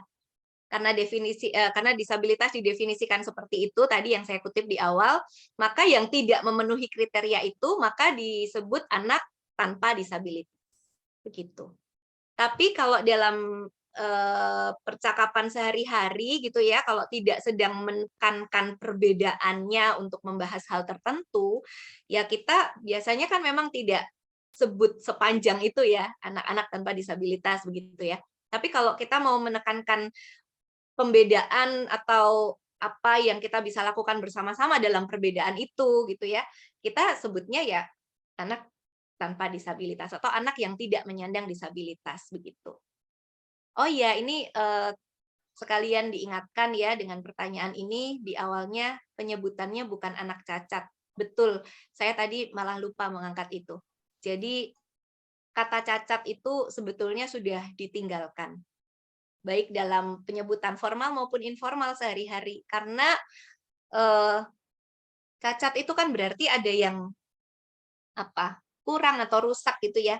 Bahkan sekarang penyebutan tuna aja sudah ditinggalkan, Kak. Saya masih ingat tahun 2020 ya, mungkin agak awal tahun 2020 saya khotbah teologi disabilitas itu masih pakai istilah penyandang tunanetra, penyandang tunarungu, masih kayak gitu. Tapi semakin ke sini semakin ada perubahan lagi. Penyandang disabilitas netra, penyandang disabilitas rungu. Susahnya apa? Waktu itu sudah ada YouTube, jadi rekam digitalnya, jejak digitalnya masih ada gitu ya. Sekarang kata tuna pun tidak dipakai lagi dengan pandangan yang sama seperti kata cacat. Jadi kalau dalam bahasa Jawa ya, tuna itu tuno itu rugi kan, merugi atau ada yang rusak gitu ya, sama dengan cacat. Jadi tidak menghargai dia sebagai pribadi yang utuh. Gitu. Saya sih berharap ini ya, mungkin teman-teman dengar juga kalau saat ini Lembaga Alkitab Indonesia juga sedang sangat bersemangat mensosialisasi terjemahan bahasa Indonesia yang baru ya. Saya berharap kata-kata cacat dalam Alkitab juga sudah dipertimbangkan lagi nih untuk terjemahan yang baru. Saya belum tanya hal itu. Karena di Alkitab masih banyak banget kata ini. Dan Alkitab kita memang tidak terlalu ramah terhadap penyandang disabilitas karena konteksnya adalah konteks zaman dulu yang belum terbuka dengan wawasan seperti kita di zaman sekarang gitu. Oke, baik Bu. Nah, untuk pertanyaan selanjutnya, apakah semua kisah Alkitab dapat diceritakan pada anak dengan disabilitas? Setiap kisah Alkitab yang bisa diceritakan kepada anak juga bisa diceritakan kepada anak dengan disabilitas. Kan ada cerita-cerita Alkitab yang belum sebaiknya untuk diceritakan ke anak ya jangan juga kalau itu. Tetapi ketika kita mempertimbangkan cerita ini bisa diceritakan kepada anak-anak gitu. Jadi termasuk di dalamnya anak dengan disabilitas juga pasti bisa belajar dari situ. Nanti metodenya atau penekanannya yang bisa dimodifikasi. Oke, baik Bu, terima kasih. Dan mungkin untuk pertanyaan di kolom chat itu sudah semuanya saya bacakan. Mungkin adakah dari Bapak Ibu yang mau menanyakan langsung kepada Ibu Helen? Mungkin kalau nulis bingung nulisnya gimana, mungkin jadi kalau ditanyakan langsung bisa membahasakannya lebih mudah gitu. Ya, apakah ada? Sambil menunggu, ini tadi juga saya udah baca beberapa komentar di kolom chat, itu memang dari sesinya Ibu Helen banyak sekali memberikan insight-insight yang sangat fresh ya Bu ya. Bahkan untuk penyebutan anak dengan penyandang disabilitas itu buat saya pribadi itu pengetahuan baru Bu.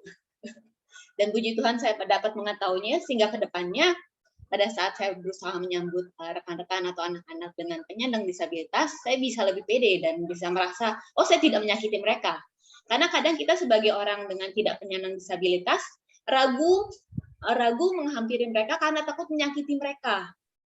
Oh saya gitu, saya takut mungkin apa yang saya lakukan nanti mungkin bisa membuat mereka merasa terkecilkan atau tertekan. Tapi dengan sesi Ibu hari ini, mungkin saya bisa dengan lebih mudah dalam menghampiri atau menyambut mereka. Pak Ibu sudah langsung memberikan materinya. Terima kasih Bu. Mungkin ada lagi yang mau ditanyakan dari Bapak Ibu? Mengomentari sedikit ya yang Kak Fani katakan ya. Oh boleh Bu. Itu banyak orang juga yang mengalami perasaan seperti itu, bingung dan nggak tahu caranya mendekati, takut melukai, maka juga jadi tidak pernah mendekati gitu. Padahal mungkin ada sebuah hati yang sedang menunggu untuk didekati loh gitu ya. Yang kita bisa lakukan adalah bertanya. Nggak apa-apa kok ditanya. Misalnya ditanya, kamu sukanya apa? Atau ya tergantung usianya ya.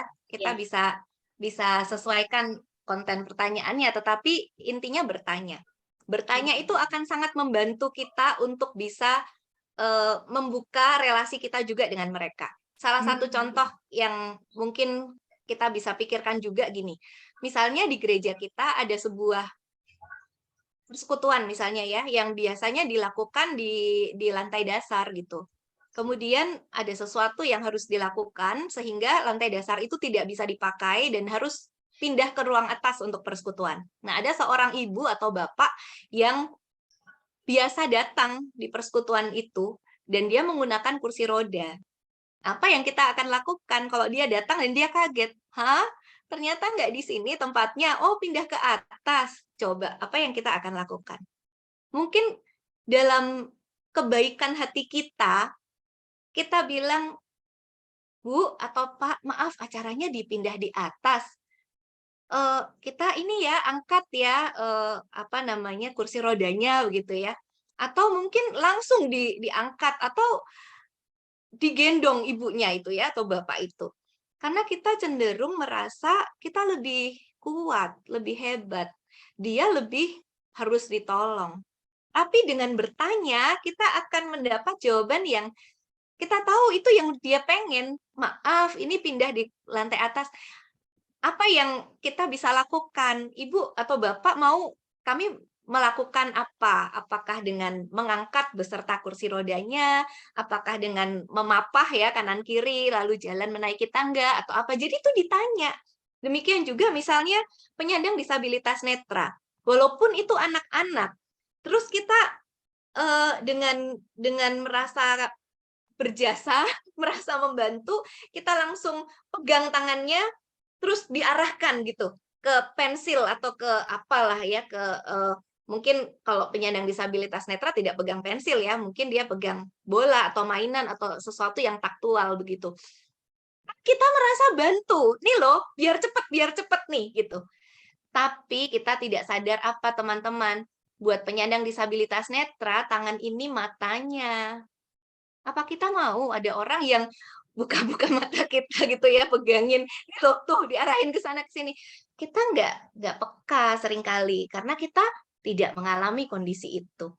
Jadi kita belajar juga untuk semakin peka dengan hal-hal yang seperti itu supaya kita tetap menghargai tubuhnya walaupun menyandang disabilitas, tubuhnya tetap adalah otonomi 100% milik dia, bukan milik kita.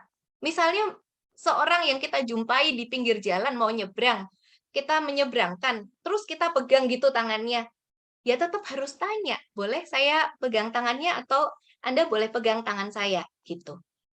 Cenderungnya lebih baik kalau penyandang disabilitas netra dia yang memegang tangan kita supaya dia lebih nyaman ya seperti apa dia menginginkan tuntunan itu begitu. Oke, terima kasih banyak Bu buat penjelasannya. Oke, oh kalau mungkin dari Bapak Ibu sudah tidak ada yang ditanyakan, mungkin kita bisa akhiri untuk sesi sore ini dengan pemaparan dari Ibu Helen yang luar biasa. Terima kasih banyak sekali. Dari sesi ini tentunya mengingatkan atau menyegarkan pada kita ya, kalau kita belum menjadi tubuh Kristus yang lengkap, kalau kita belum menyambut atau melibatkan rekan-rekan atau anak-anak dengan disabilitas ke dalam keluarga atau komunitas kita. Semoga kiranya ke depan kita sebagai GKI atau gereja-gereja bisa menjadi lingkungan yang lebih ramah terhadap anak-anak maupun kepada para penyandang disabilitas. Oke, sebelum mengakhiri sesi pada hari ini, izinkan saya untuk membagikan link untuk Bapak Ibu peserta bantu isi. Ini adalah link evaluasi sehingga ke depannya kami bisa memberikan pembinaan yang mungkin lebih baik lagi kepada Bapak Ibu. Mengisinya sebentar, pertanyaannya cuma sedikit. Untuk link evaluasinya sudah saya ini baru saya share Bu Stefani. Tadi saya masih cari dulu. Boleh dibantu isi dan mungkin bagi Bapak Ibu yang membutuhkan kalau misalnya sekarang belum bisa mendownload materi dari Ibu Helen, mungkin bisa dicantumkan alamat email Bapak Ibu di dalam form evaluasi sehingga nanti besok saya bisa mengirimkannya kepada Bapak Ibu berikut dengan link YouTube. Nah, untuk YouTube kami mempunyai kanal YouTube Bina Warga. Nah, mungkin bagi Bapak Ibu yang mau mencari beberapa pembinaan yang sudah Bina Warga lakukan, bisa dicari dengan Bina Warga GKI. Oh, ini linknya. Ini saya paste lagi ya yang Bitly, Bu. Bitly GRA 5 Juni. Itu bisa diklik. Nanti akan langsung masuk ke evaluasi seperti ini, form evaluasi. Seperti ini. Jadi linknya barusan sudah saya paste lagi di kolom chat. Nanti bisa dibuka.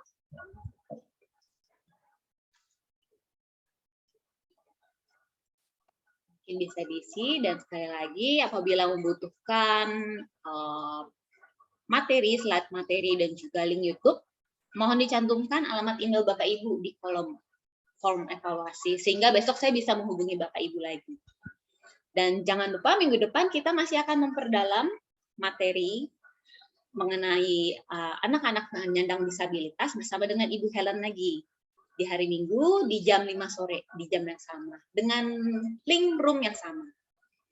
Jadi ditunggu kehadirannya Bapak Ibu, karena materi minggu depan juga akan sangat memberikan insight lagi nih, bagaimana cara kita mempersiapkan lingkungan untuk menyambut mereka, rekan-rekan atau anak-anak dengan disabilitas. Oke, mungkin ada kata penutup dari Naya. Oh iya betul Bu, materi minggu depan akan sangat melengkapi Bu. Mungkin ada lagi kata penutup dari Ibu Helen yang mau disampaikan? Oh iya, sebuah ajakan semangat aja ya. Semangat buat teman-teman semua yang mau mengupayakan pelayanan inklusi di gereja. Kita bisa terus meneladani penerimaan, keterbukaan Tuhan Yesus ya, yang sudah menerima kita, sehingga kita juga bisa menerima setiap anak, setiap orang dengan segala keunikannya. Ya, mungkin itu aja. Yuk, bisa yuk, kata Pak Nathanael. Iya bisa, mungkin memang saat ini kita masih terasa, waduh sulit nih ngomong dengan atasan gereja atau petinggi gereja. Kita bisa usahakan bersama. Mungkin bagi Bapak Ibu yang ada membutuhkan relasi atau komunitas untuk membagikan hal tersebut, bisa menghubungi kami, jadi kami bisa sampaikan.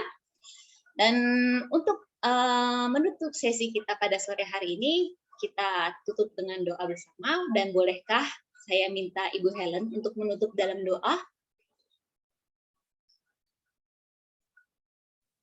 Baik, mari teman-teman kita berdoa.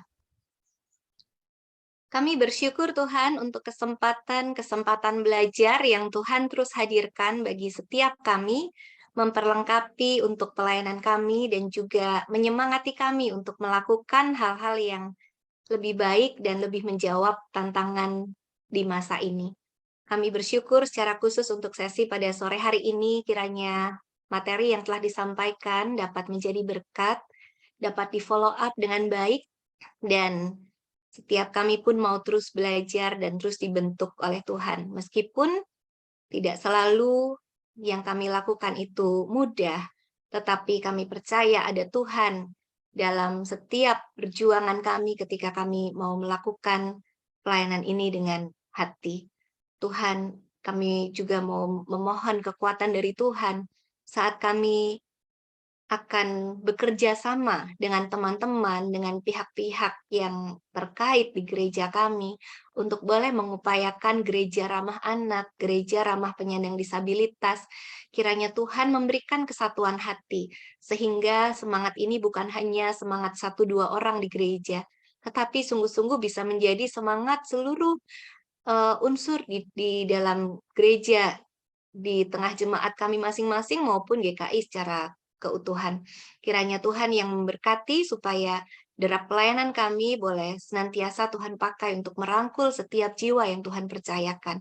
Kami serahkan setiap kerinduan kami untuk melayani Tuhan ini ke dalam tangan-Mu, Engkau yang terus meneguhkan, menyemangati, menolong dan menopang kami.